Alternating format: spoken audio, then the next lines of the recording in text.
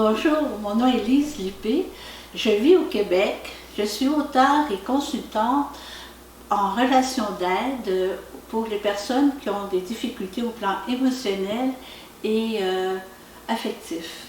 Le propos de cette vidéo est de vous révéler l'information contenue dans 3 prophéties qui nous informent que nous allons être visités par des ovnis qui vont parcourir toutes les grandes villes de notre planète. La question se pose ici, avez-vous l'ouverture d'esprit assez grande pour écouter la suite de mon propos? Ma démarche est de vous aider à ne pas vivre un choc post-traumatique, car selon la prophétie, les gens seront très étonnés. Et pour avoir un choc post-traumatique, tout dépend de l'intensité de l'étonnement et de la durée de l'étonnement.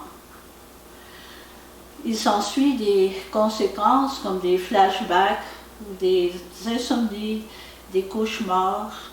Il faut se préparer mentalement à ne pas vivre une telle situation.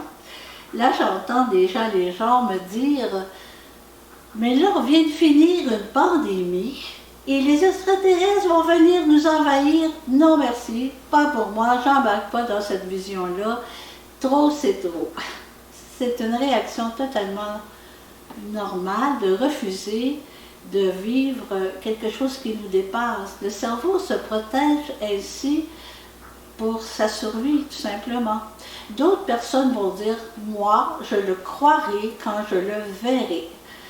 Cette réaction aussi, elle est normale et elle est plus positive que la première dans le sens que lorsqu'on dit « je le croirai quand je le verrai », déjà on se fait une image mentale voyant des ovnis parcourant le ciel des grandes villes de notre monde.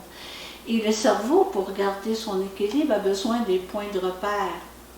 Alors lorsque la personne va être témoin de ce grand événement qui va se produire dans le ciel, elle va avoir un point de repère de sa propre image qu'elle s'est fait, sachant la prophétie qui annonçait cet événement. Alors la première image quand la personne voit concrètement avec l'idée que ça fait au préalable, sert de point de repère au cerveau pour se positionner dans la réalité. Parce que le cerveau fonctionne par image. Lorsque vous voulez aller faire votre marché, vous vous voyez mentalement aller faire votre marché, vous voyez le marché ou l'intérieur du magasin pour faire vos commissions. C'est comme ça qu'on se situe. Et plus on est dans la réalité, plus nous gardons notre équilibre. Mais qu'est-ce qui nous informe qu'une situation est bien réelle? C'est que chaque situation ou contexte, si elle possède une histoire, donc a un passé, cette situation, elle est réelle. Si l'histoire, la situation qu'on vit, les faits, n'ont pas de passé, c'est que c'est une situation fausse, un fait faux. Alors, il faut toujours vérifier s'il y a un passé à toute chose. Il y en a qui vont peut-être se poser la question, mais quels sont ces indices pour qu'elle dise qu'elle est dans la réalité elle-même par rapport à cette vision que nous devons nous préparer pour accueillir et regarder ces fantastiques ovnis qui vont venir parcourir notre monde dans le ciel de nos grandes villes. Bien, le premier indice, mes points de repère sont, premièrement, dernièrement, les États-Unis ont annoncé qu'ils vont faire une conférence de presse disant qu'ils reconnaissent les ovnis comme étant réels. Ça va être une première mondiale. Alors, attendez avec intérêt cette annonce des États-Unis, qui est un pays qui est très influent au niveau de toutes les nations. Le deuxième indice, depuis 1947, des millions de personnes ont aperçu dans le ciel des ovnis. Ce ne sont pas tous des gens qui font des délires. Le troisième indice est que plusieurs scientifiques, dont Stephen Hawking, ont dit qu'il faut s'attendre à ce que des extraterrestres viennent nous visiter. Mais je ne suis pas d'accord avec la déduction que ces scientifiques font, car ils disent lorsque les extraterrestres viendront nous visiter, ça va être des personnes qui veulent venir nous coloniser. Et l'origine de leur jugement pour amener une telle hypothèse est qu'ils disent que dans l'histoire de notre planète, au 14e siècle, 15e siècle, les Anglais, les Français, les Espagnols sont venus découvrir les Amériques et ont colonisé les Amérindiens.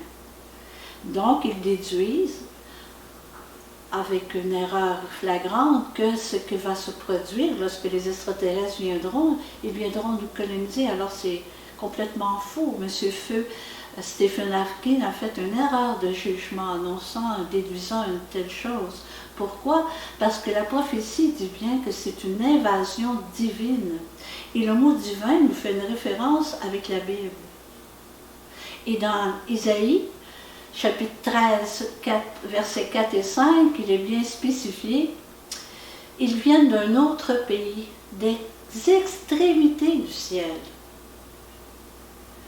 Alors, c'est évident que ce n'est pas des gens qui veulent nous coloniser, puisque c'est des bonnes personnes qui sont des personnages bibliques. Aussi, nous pouvons faire une erreur de déduction. Parce que si nous faisons un lien avec l'apparition des ovnis et nos films que nous avons vus à Hollywood, montrant des films fictifs, montrant des extraterrestres colonisateurs et vraiment des personnages hideux très laids à regarder, bien, ça ne correspond pas à la réalité.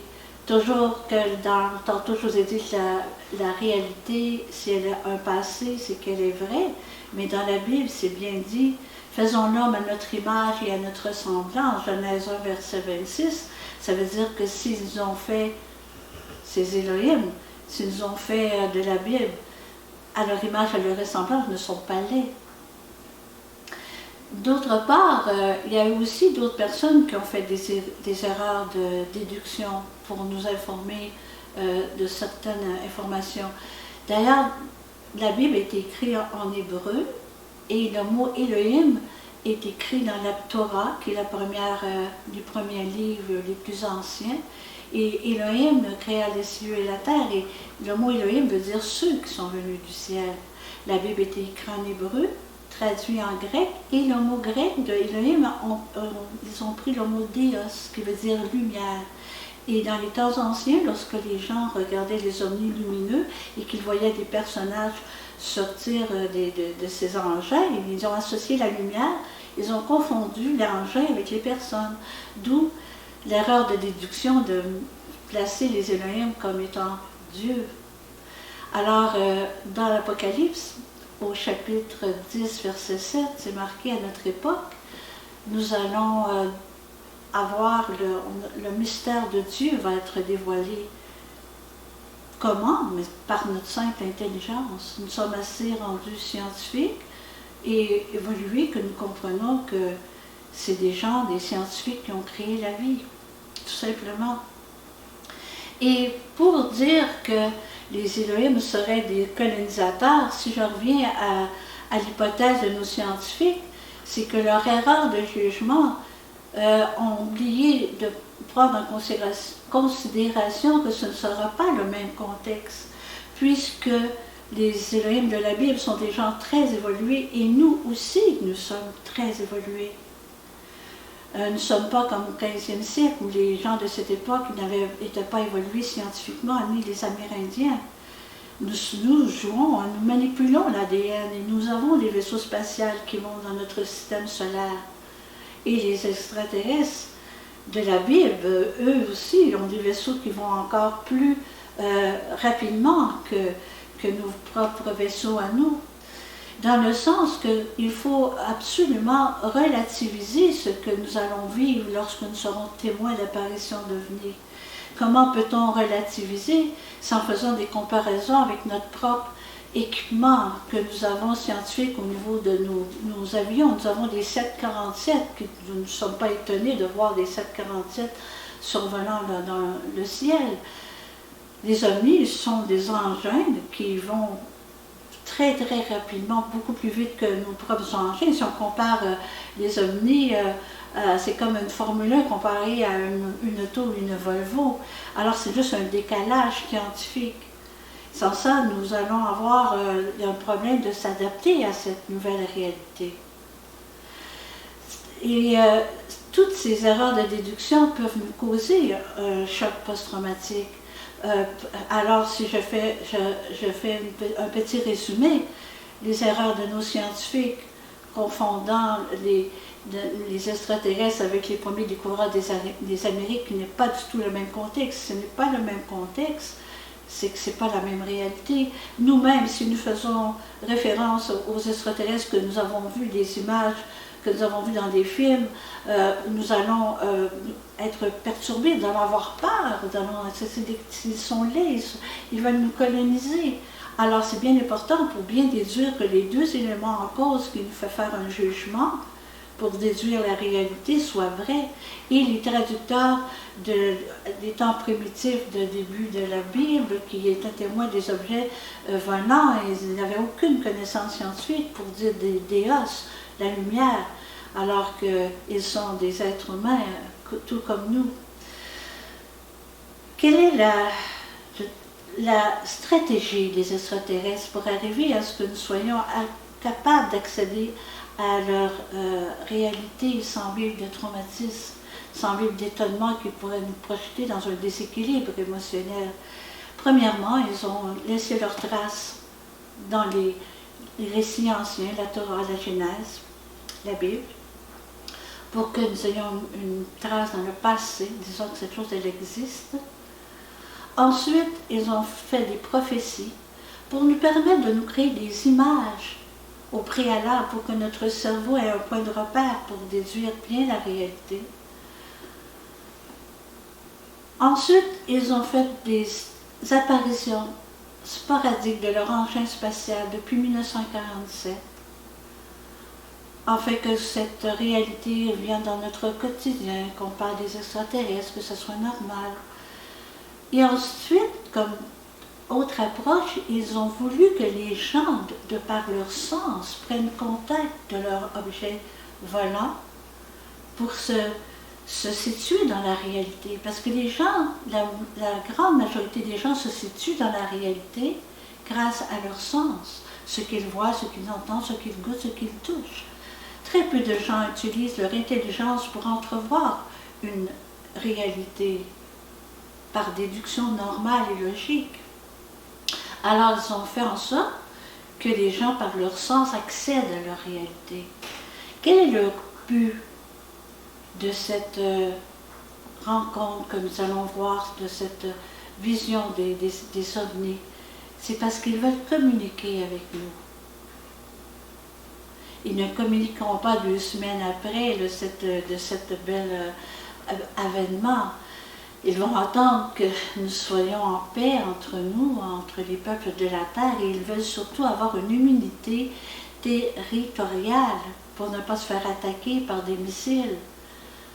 Et ils veulent aussi voir si les gens sont capables d'accéder à leur réalité. Pourquoi viennent-ils nous voir? Ils viennent nous voir pour nous avertir que nous courons présentement à un grave danger au plan écologique et aussi au niveau des tensions entre les pays qui pourraient amener une 3e guerre mondiale. Et advenant cette guerre qui pourrait tout détruire sur la terre, ils viennent chercher les personnes qui les aiment, qui les reconnaissent. Dans l'Apocalypse, on parle des rachetés de Yahvé. Ceux qui sont rachetés dans le sens que, à cause de nos inconsciences que nous avons créées, nos propres déséquilibres écologiques, nous au moins nous sommes capables d'arriver à reconnaître la réalité de nos créateurs, les élèves de la Bible. dans toute cette démarche, pour arriver à cette reconnaissance, il faut que nous évoluions, il faut que nous comprenions l'importance de leur venue. Est-ce que c'est le but de notre évolution, de prendre contact avec ceux qui ont créé la vie sur la Terre? Non.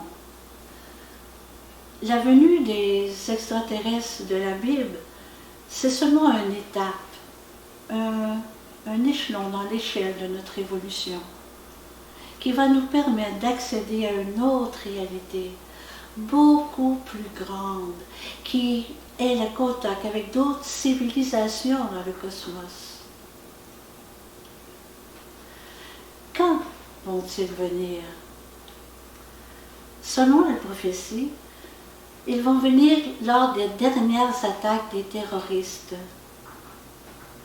Ils vont s'entretuer entre eux, puis ça va être la fin. Et ça va se terminer par une manifestation céleste d'apparition d'OVNI qui va étonner beaucoup de gens.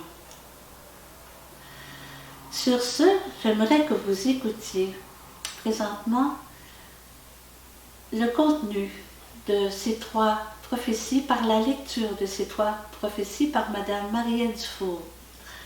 À toi, Marielle. Bonjour tout le monde.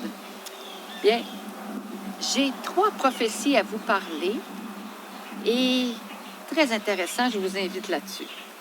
Dans la première prophétie, qui remonte à 1893, la prophétesse Marie des Terreaux prédit que des phénomènes dans le ciel marqueraient la fin de la crise mondiale du terrorisme. Alors, cette prophétie, je vous la lis. Les méchants échoueront nombre de fois dans leurs projets sanguinaires. Ils seront comme des aveugles et frappés de vertige, et la division se mettra parmi eux, et ils s'entregorgeront entre eux. Tel on a vu commencer la révolution par la terreur, tel on la verra finir. On fera à la fin les mêmes choses et les mêmes mots qu'au commencement. Mais tout ira rapidement et se terminera par un prodige qui étonnera tout l'univers. À l'approche de ce grand événement, des phénomènes extraordinaires paraîtront dans le ciel. Fin de la citation. Maintenant, la deuxième citation, la deuxième prophétie, excusez-moi. Pour sa part, Sœur Marie-Angélique Millet, née en 1879 et décédée en 1944, après avoir vu Jésus, annonça dans 2 de ses prophéties ce grand événement dans les cieux. Dans une première, elle dit ces mots: « Il est l'heure de réveiller le monde. » Et la fin de la citation. Mais dans une deuxième citation, c'est le rachat, l'invasion divine. C'est Dieu qui recommence ce qu'il n'a jamais fini. C'est son temps de montrer son éternité, de montrer sa lumière et de la faire darder sur l'ignorance pour faire disparaître les ténèbres par son grand avènement. Et il va y avoir foule, une mobilisation se fait dans les cieux. Fin de la citation. Dans la troisième prophétie, et la dernière, et le 2 avril 1976, Elena Leonardi affirma avoir eu la vision de la Vierge Marie et de Padre Pio. Voici un extrait du message qu'elle a reçu de leur part. Quand, dans le ciel, apparaîtra un signe extraordinaire, les hommes devront savoir que proche sera la punition du monde. Fin de la citation. Mais le mot punition signifie les conséquences dues au non-respect de notre terre sur le plan écologique et l'agressivité des peuples entre eux en raison des guerres. Voilà, C'était les 3 prophéties que je voulais vous présenter et je vous souhaite une belle journée. Merci, Marielle. Tu es une fleur parmi les fleurs de mon jardin. Je t'aime, ma grande amie. Maintenant, face à ces prophéties, il y a des mots-clés importants, comme il est temps de réveiller le monde. Réveiller le monde signifie d'avoir accès à cette réalité que la vie existe ailleurs et d'être conscient de nos créateurs, des Elohim, par rapport à ce qu'ils sont. L'étonnement sera profond, oui, mais si nous nous préparons mentalement à se créer une image, imaginant des ovnis survolant des grandes villes, notre étonnement va être un étonnement de joie et nous allons pouvoir vivre ça en harmonie, en toute quiétude d'esprit. C'est une grande manifestation, dans le sens que il va y avoir plusieurs ovnis qui vont survoler. Attendez-vous pas à un ovni, à plusieurs ovnis. C'est fantastique de voir arriver ces vaisseaux spatiaux disant que la vie existe ailleurs. C'est une invasion divine. Les Elohim viennent rencontrer les êtres humains sur la Terre en montrant leur objet, car c'est l'important, c'est ceux qui conduisent ces engins spatiaux, qui sont en référence avec les gens du passé, les gens qui ont créé la vie sur la Terre, dans le sens que ce ne sont pas des personnes qui vont venir nous coloniser. C'est l'heure du rachat. Le rachat, c'est les rachetés de Yahvé, ceux qui ont compris qu'ils existaient malgré notre inconscience par rapport à ce que nous allons subir comme déséquilibre écologique, parce que lorsqu'il parle de punition, c'est notre propre punition que nous nous sommes donnés avec toutes les souffrances de ce désordre écologique que nous avons fait. C'est notre punition à nous que nous sommes infligés nous-mêmes. Par rapport à toute cette avenue prophétique et cet avènement fantastique de cette communication, l'important c'est d'atteindre la mentalité des extraterrestres de la Bible, les Elohim. Mais quelle est leur mentalité? Leur mentalité, elle est différente de la nôtre dans le sens de leur perception du bien. Qu'est-ce qui est bien? Qu'est-ce qui est mal? Car leur perception à eux, le bien est très, très, très raffiné. Le bien est toujours en rapport avec qu'est-ce qui est bon pour l'être humain, pour la sauvegarde de la nature. Dans le sens que leur mentalité diffère de la nôtre, dans notre perception de la notion du bien, souvenons-nous, dans notre histoire, à l'époque de l'Inquisition, les évêques, le pape croyait bien faire en brûlant les gens à côté de leur église. Tout récemment, dans notre propre époque, nos gouvernements ont adopté des lois permettant l'euthanasie pour les personnes qui souffrent beaucoup, les mourants, afin qu'ils meurent dans la dignité. Voyez-vous que la notion du bien change avec notre évolution. Pour accéder à cette communication, plus tard dans notre évolution avec les autres êtres humains qui existent, il n'y a pas seulement les Elohim de la Bible qui existent dans le cosmos infini. Il y a une multitude de civilisations qui existent dans l'univers. Et il faut atteindre une mentalité très grande, parce qu'autant que nous avons une écologie sur notre Terre, il existe une écologie à l'échelle cosmique que nous devons respecter pour ne pas créer de déséquilibre.